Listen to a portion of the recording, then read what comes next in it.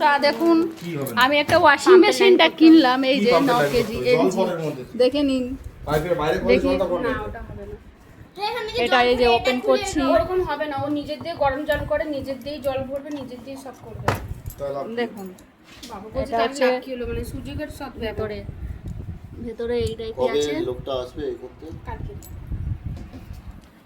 শোন আমার কাছে নিয়ে এটার মধ্যে ডিশওয়াশার দেয়, এখানটাতে কমফোর্ট দেবো। আচ্ছা হয়ে আছে, চল আমি এই যে মেন লুকটা একটা সিগারেট না সিগারেট নেই, একটা প্যাকেট ভালো লাগছে, লুকটা কি সুন্দর।